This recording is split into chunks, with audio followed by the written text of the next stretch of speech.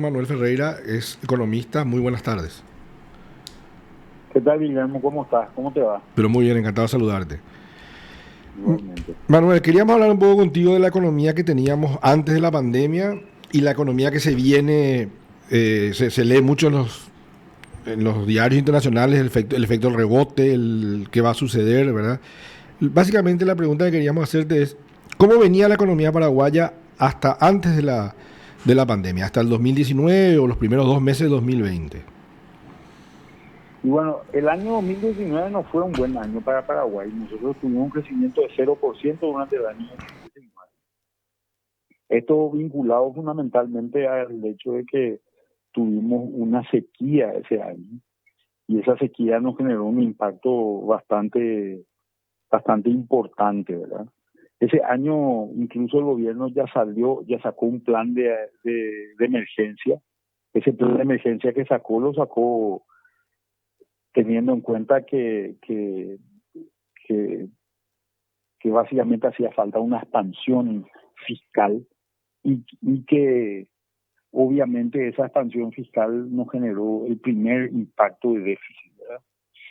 Después, los primeros meses, los últimos meses del año 2019, los primeros meses del año 2020, las cosas empezaron a recuperarse, se pintaba un buen año agrícola fue el año 2020, pero se nos cae, viene la pandemia y se nos cae todo el sector comercial, fundamentalmente a nivel urbano y también de servicios, de distintos tipos de servicios. La cadena Oreca de hoteles, restaurantes, catering es la más impactada con ese tema. Entonces, ahí es donde el año termina golpeando básicamente a esos sectores de manera muy fuerte. Y ahora venimos, creo yo, con una recuperación relativamente importante. La gente como que le perdió miedo al coronavirus, y al perderle miedo, obviamente se están empezando a abrir más restaurantes. También creo que se han ablandado bastante las medidas por el lado del gobierno, por la incapacidad ya de seguir reteniendo a la gente en sus casas.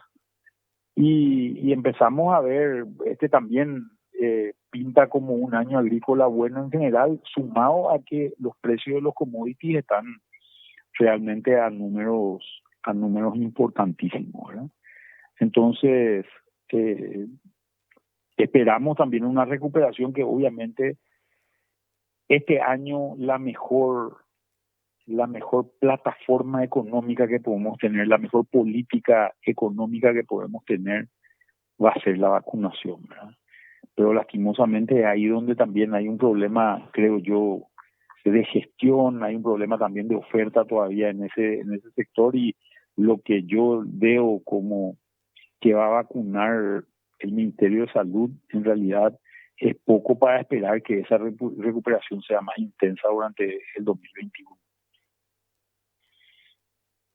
¿Qué medida de la vacunación te parece? Perdón, La no. economía va a depender de cómo estemos plantados ante esta epidemia. Por ejemplo, si se vacuna, la economía tiene más expectativas de mejorar. Claro, porque vos al tener inmunidad de rebaño que la alcanzás con 60 o 70% Más o menos. de la población vacunada, entonces todos aquellos espacios donde haya mayor necesidad de aglutinar gente, como ser una fiesta, como ser un comercio, como ser distintas actividades que realizamos, eh, obviamente esas actividades van a tener un mayor dinamismo, ¿verdad? Y son los sectores donde la pandemia ha afectado de manera más significativa durante el año 2020, ¿verdad? Entonces creo que esa estrategia de vacunación puede ser muy eficiente en esos sectores. Ahora, una pregunta. Paraguay, si yo no me equivoco, me vas a corregir, es un país que en los últimos 40, 60 años ha tenido una estabilidad económica importante, que es una envidia un poco en la región, ¿verdad? El signo monetario no cambia desde el año creo que 43. La inflación está siempre alrededor en, de un dígito, con algunos momentos excepcionales tal vez, ¿verdad? No tenemos una deuda externa inmanejable como la Argentina, emisión inorgánica baja, déficit fiscal relativamente razonable. Entiendo que el año pasado la inflación acumulada no superó el 3%, ¿verdad? que los argentinos, por ejemplo, envidiarían una situación como esa. Ahora, ¿qué ocurre con, por ejemplo, lo que se viene hablando, que algunos se preocupan, de que ya en el gobierno de Cartes aumentó la deuda externa para hacer frente a esta crisis, a esta pandemia que a principios del año pasado no se sabía qué iba a pasar, se volvió a endeudar más, el déficit fiscal se viene aumentando, se aumentó, creo que era del 2 al 3% por ley. Entiendo que el Banco Central echó mano un poco a cierto grado de emisión inorgánica. ¿Eso no genera un riesgo de cierta inestabilidad o imprevisibilidad económica, como pasa, por ejemplo, en otros países que no tienen ese control de su inflación como nosotros? Y en la medida en que se corrija, las cosas van a estar bien, ¿verdad? Nosotros, a ver, cuando miramos el tema de la deuda, acá esto es algo que yo suelo insistir mucho con la prensa porque me parece que es un tema importante. Yo creo que el elemento más importante no es el monto de la deuda per se, o su comparación con el Producto Interno Bruto. Lo que es importante es, hay una ley en Paraguay que dice que la deuda se puede usar solamente para dos cosas en el Estado. Una es para hacer rollover de deuda, es decir, para pagar deuda vieja. Y el segundo caso se puede usar exclusivamente para obras de infraestructura, ¿verdad? Entonces, el problema de nuestro presupuesto es que es un presupuesto muy rígido. Hay pocas cosas que podemos tomar. Por ejemplo, los salarios no se pueden tocar. Vos cuando le subiste el salario a un funcionario público no le podés volver a bajar el salario. Claro. ¿Verdad? Entonces, y eso es más o menos un 70% del presupuesto. La parte de pago de intereses por esta normativa que existe también es una parte rígida, ¿verdad? Entonces, en la medida en que vos haces una emisión o contratás un crédito, la tasa de interés la vas a tener que pagar de tus recursos genuinos, y esa tasa de interés que pagues de tus recursos genuinos obviamente te va a generar una presión sobre la rigidez del presupuesto. Para que tengas una idea más o menos, este año se hizo una emisión de deuda de 876 millones, donde más o menos unos 300 millones de dólares se utilizan para rollover de deuda. Es decir, se recompraron bonos viejos que estaban colocados a 4,6 y se cambiaron por bonos colocados a 2,7. Número más, número menos, 2% de ahorro, ¿verdad? Entonces, 2% de ahorro sobre 300 millones de dólares, estamos hablando de un ahorro anual de 6 millones de dólares. Y en una emisión de 11 años, estamos hablando de 66 millones de dólares de ahorro. Esta es una cuestión positiva, ¿verdad? Es una cuestión positiva. El saldo se va a usar, obviamente, para un impacto en lo que es obra de infraestructura. Cuando vos invertís en obra de infraestructura, generas un efecto multiplicador, y ese efecto multiplicador te retorna en forma de pago de impuestos. Más o menos el efecto multiplicador de la obra pública en Paraguay está en el orden de 2. O sea, por cada dólar que tirás, se generan $2 dentro de la economía. Uh-huh. Si tirás lo que se va a tirar ahora, número más, número menos, 500 millones de dólares. Esos 500 millones de dólares se van a convertir en 1.000 millones de dólares, más o menos en el tiempo de construcción de esa obra, que es de alrededor de 3 años. Entonces, en 3 años vas a tener 300 millones, un 0,7% de crecimiento, y esos 300 millones te retorna a vos a una tasa. En Paraguay, más o menos, la tasa tributaria está en el orden del 18%.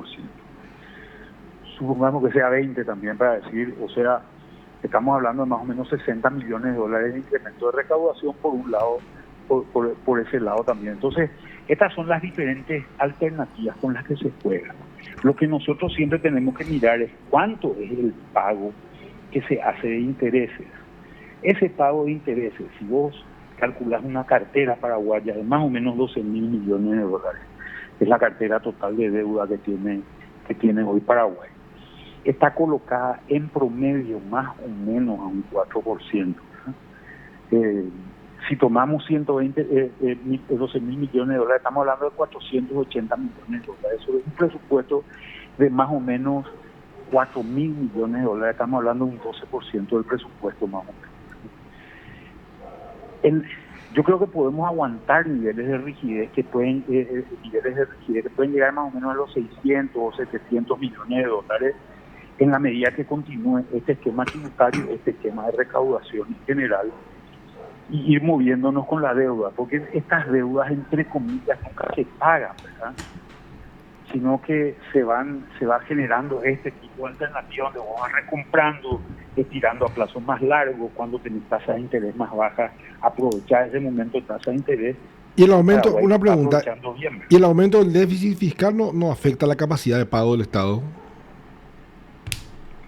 El aumento del déficit fiscal lo que te genera es básicamente ese déficit fiscal se financia. Nosotros lo que tenemos es, lo que tuvimos durante el año pasado, un incremento de déficit fiscal básicamente por dos efectos. Un efecto fue la caída de recaudación, que fue muy importante, y por otro lado el incremento del gasto extraordinario, ¿verdad? Los gastos que se generaron alrededor de, sobre todo el Ministerio de Salud, por efecto de la pandemia, y también ganamos menos plata y gastamos más. Exactamente. Porque estábamos en una emergencia. Como estábamos en una emergencia. Sí. Teóricamente se tendría que normalizar la recaudación en un momento dado, por más que hay empresas afectadas todavía, en la medida en que la economía funcione mejor, más rápido se va a mejorar en la recaudación. Y por otro lado, deberíamos de dejar de tener gastos extraordinarios por impacto de la pandemia en el sector de salud, ¿verdad? Sí. Entonces, así se debería ajustar, digamos, el presupuesto en un momento dado. Y ni qué decir si es que se toman medidas para ajustar grandes problemas que hay a nivel de gasto público y que se notan desde hace mucho tiempo, ¿verdad? Por ejemplo, el tema salarial. Por ejemplo, en el tema salarial, por ejemplo, en los temas jubilatorios. Pero independientemente, una pregunta que a mí yo soy abogado, no soy economista, ¿verdad? Pero independientemente de las medidas excepcionales que se tomaron durante la crisis por la pandemia, que para eso está el Estado, ¿verdad? Para las famosas medidas anticíclicas, ¿verdad? Por ejemplo, el déficit fiscal ya antes de la pandemia, por ley, se elevó del 2 al 3%. Y la deuda... Eso pasó en el 2019, por este problema que te digo, ¿qué fue lo que se hizo ahí? Sí. Se hizo uso del artículo 14 de la ley de responsabilidad fiscal que te permitía llegar a esos valores. Exacto. En caso excepcional. Y se dijo, vamos a tener un déficit un poco mayor, pero eso no era una medida provisoria, eso fue una medida que ya, yo entiendo, ya quedó establecido el nuevo tope. Fue una medida provisoria. Fue por ese periodo fiscal. Por ese periodo fiscal. Lo que pasa es que cuando íbamos a retornar... Vino la crisis. Vino la pandemia. O sea que en teoría pasada esta crisis se debería volver a un déficit fiscal tope del 2%. Así mismo. Ya, y eso sí es 1,5%. 1,5%. No era el 2%, era 1,5%. La ley de responsabilidad fiscal. Ya, entiendo. Ahora sí.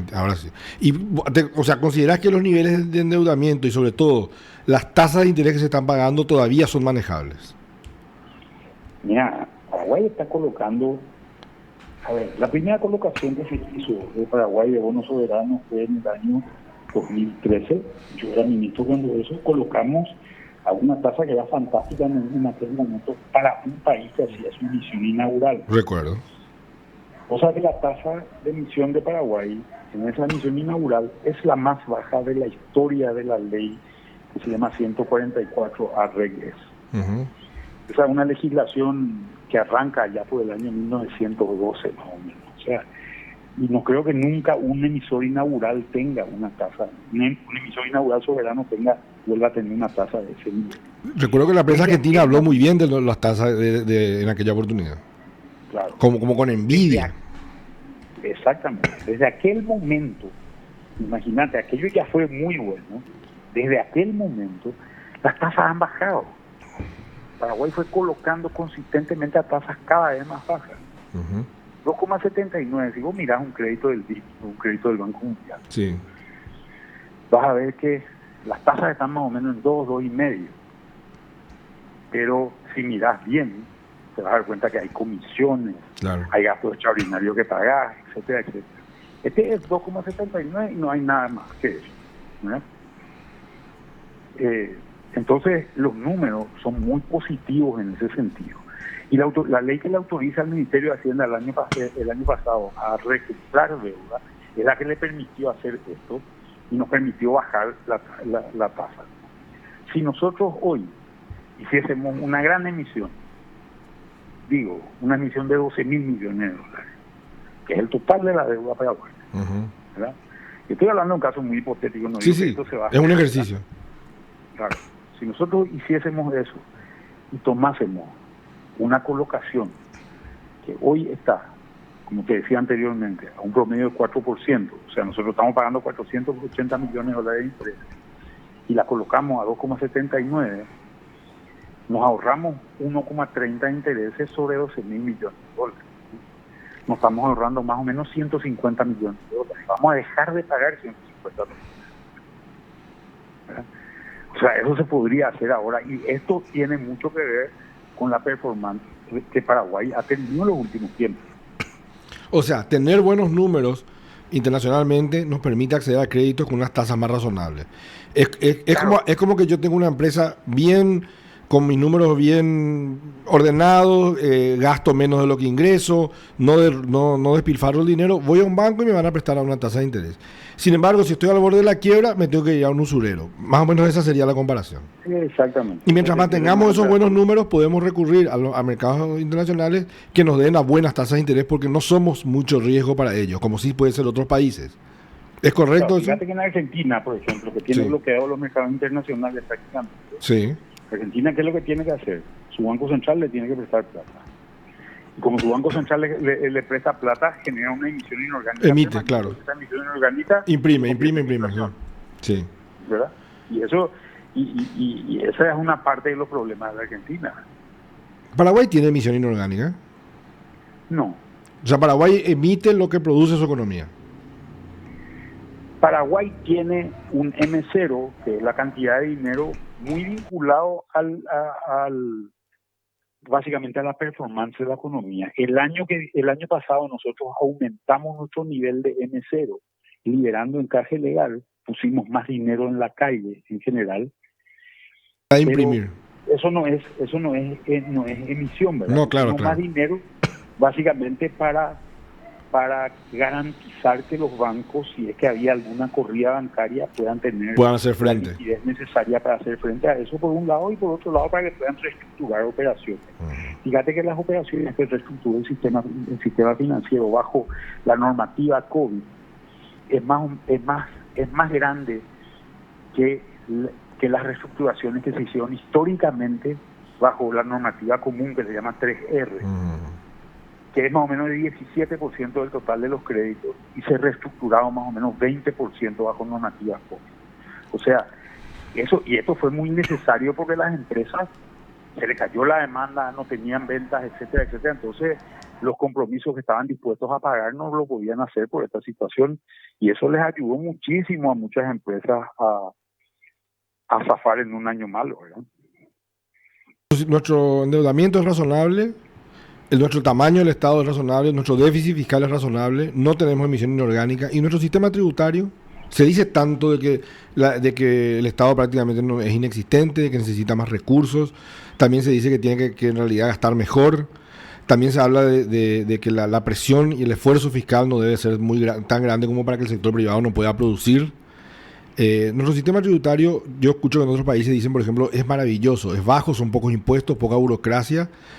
Y en otros países te dicen no existe ese Estado con tan poca recaudación. ¿Nuestro sistema tributario requiere algún tipo de reforma de fondo? Yo creo que no. Yo creo que nuestro sistema tributario funciona bien. Hoy los países compiten por cierto tipo por la atracción de capitales en función a sus sistemas tributarios. Así que es una cuestión necesaria este tipo de cosas en la competencia internacional. Paraguay está lejos de ser un país perfecto, convengamos eso. Claro, por supuesto. Y tenemos que, obviamente, dinamizar cierto tipo de cosas, ¿verdad? Pero yo creo que nuestros principales problemas están por el lado del gasto y no tanto por el lado del ingreso. Y creo que hay miles de reformas que se podrían hacer si es que fuesen muchas de ellas políticamente viables, cosa que varias de ellas no son. Por ejemplo, te doy un ejemplo muy puntual. ¿Para qué queremos una empresa como Copaco en el Estado paraguayo? Que lo único que hace es perder dinero, y dinero que al final tenemos que sacar y contribuir. O Capasa. ¿Por qué? O Capasa. Sí. Pero te doy otro ejemplo muy importante. ¿Por qué nosotros le permitimos a un maestro que se pueda jubilar a los 42 años y que durante 30 o 40 años pueda cobrar una jubilación,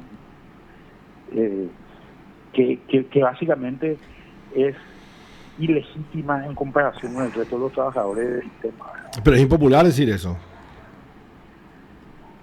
Sí, tal vez es impopular. Yo no tengo ninguna intención tampoco de ser popular, ¿verdad? Claro, exacto. Esa es la ventaja, claro. Creo que es una realidad, es una realidad que hay que enfrentar, ¿verdad? En algún momento dado, vos decís, yo creo que un maestro no se puede jubilar a los 42 años, ¿verdad? Claro. Creo que debería jubilarse a los 60 o 65 años. Sin embargo, la presión sindical ha conseguido este tipo de cosas y al final te genera un déficit en la caja fiscal que lo tenemos que sacar y pagar todos los paraguayos, ¿no? Y un maestro que a los 42 años está en la flor de la edad, aprendió a enseñar y realmente ahí se volvió un buen maestro posiblemente, claro, con la experiencia que tiene de 15 o 20 años de trabajo, sale del mercado de trabajo, ¿verdad? Creo que es ridículo hacer ese tipo de cosas. Entonces son ejemplos, claro, de las cosas que deberíamos transformar para mejorar nuestro sistema y darle mucho más capacidad. Y obviamente hay muchísimas reformas que se pueden hacer en el sistema sanitario, en el sistema educativo, y que pueden funcionar muy bien, ¿verdad? Pero tendríamos que hablar horas sobre eso. Claro, por supuesto. Una pregunta, cuando se asesora a un inversor extranjero que quiera hacer una inversión en Paraguay, hace todas estas preguntas, por supuesto, mucho más técnicas, ¿verdad? ¿Cuánto me cuesta la burocracia? ¿Cuánto me cuesta el impuesto? ¿Cuánto voy a pagar de inflación real disfrazada? ¿Cuánto tengo de...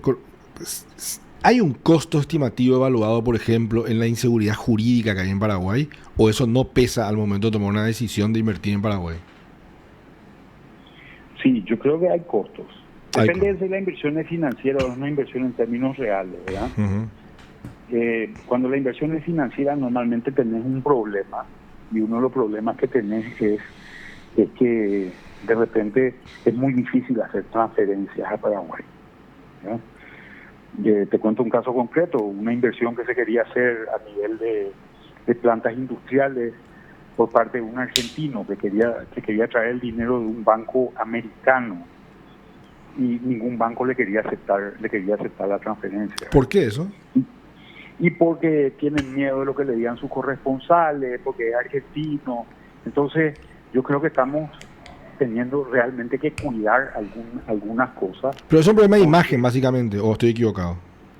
Y sí, es un problema del banco con su corresponsal o del banco con la CEPRELAT por recibir dinero de argentinos. Creo que en este tipo de cosas estamos tal vez en algunas cosas cargando la tinta de más.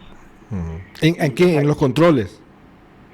Y en control. En la burocratización del control. En exigencias al sistema bancario, sí, etcétera. Hay muchas críticas a CEPRELAT por eso, ¿eh? Claro, y eso yo creo que es positivo, pero es positivo en la medida que tampoco nos tranque los niveles de transacción. Claro. Creo que es importantísimo definir el origen de los fondos, pero en realidad esta exigencia, en este caso concreto que te digo, esta exigencia del control del lavado de dinero es una exigencia que viene de Estados Unidos. Claro. La plata venía de un banco AAA de Estados Unidos, ¿por qué no te van a aceptar la transacción? Uh-huh. ¿Verdad? Más allá de que sea ruso, chino, sí, argentino o de donde sea, ¿verdad?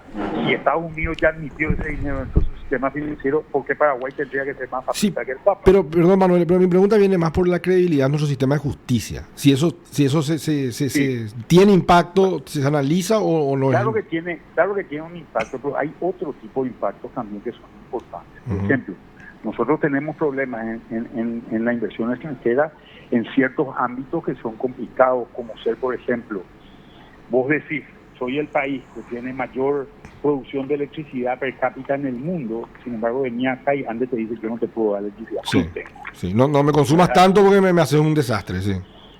Claro, no tengo la electricidad para venderte, sí, directamente. O tenés que decir, perfecto, pero ¿dónde vas a poner tu planta? En tal lugar, listo, ahí tenés que tirar 15 kilómetros, tenés que tirar la luz.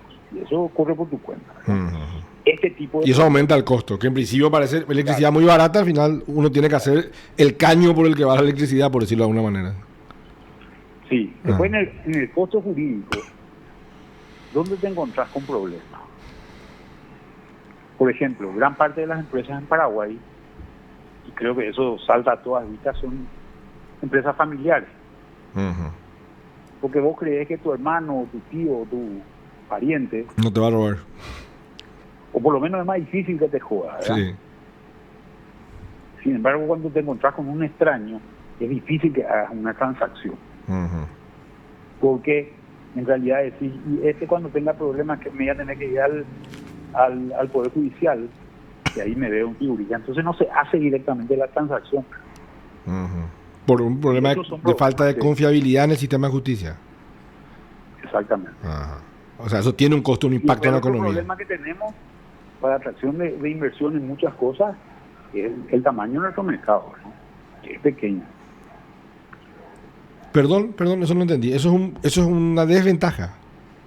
Esa es una desventaja. El que el Estado sea pequeño es una desventaja comparativa. No. El mercado. Entendí, escuché mal. Claro, sí, por supuesto, eso claro.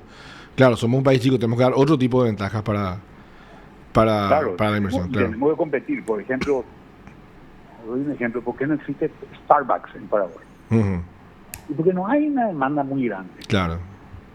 ¿verdad? Sin Claro. embargo, Starbucks está en Argentina a pesar de los problemas argentinos. Buenos Aires está repleto Starbucks. Sí. Por eso. Sí. Comprendo perfectamente. Y bueno, y finalizando, o sea, como este bolichito que se llama Paraguay no está excesivamente endeudado, no está emitiendo orgánicamente, tiene un sistema tributario razonable, tenemos que gastar mejor. ¿Qué es el efecto rebote del que tanto se habla en la prensa internacional y que todo el mundo está expectante de aprovechar eso cuando pase la pandemia? Como que va a haber un boom de la economía y cómo tenemos que prepararnos para aprovechar eso, para sacarle ventaja a ese efecto rebote que aparentemente se viene. Mira, yo creo que con relación a los países de la región nosotros venimos bastante mejor parados. Uh-huh. En términos de estos indicadores macro que vos señalabas anteriormente, por tanto tenemos que prepararnos para poder atraer ese tipo de inversiones que se van a hacer en su momento, ¿verdad? Y creo que esto implica ajustar algunas clavijas en este tipo de cosas, ¿verdad?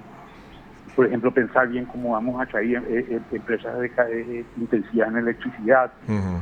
cómo vamos a proveerle servicios públicos a esas empresas, etcétera, etcétera, ¿verdad? Y obviamente en la medida en que nosotros tengamos un esquema judicial que permita que tenga un cierto nivel de credibilidad, claro, y posiblemente esto no se tenga que cambiar de golpe y porrazo, sino tratar de hacer un esquema legislativo para inversiones por lo menos que funcione bien, ¿verdad? Uh-huh. Y decir, sean corruptos en otro lado, pero acá no, ¿verdad? Más o menos algo así, digo, Sí, ¿verdad? sí, entiendo perfectamente. O sea, un cierto grado de previsibilidad. Que si la ley dice A, se va a respetar más o menos A. No va a ser porque el juez amigo del que te demandó. Esa es la parte que también hay que no vas mirar. a ir a parar, que no vas a ir a parar con un juez amigo, porque Uh-huh. por lo menos en esta área los jueces son intachables, algo así, ¿verdad? Uh-huh.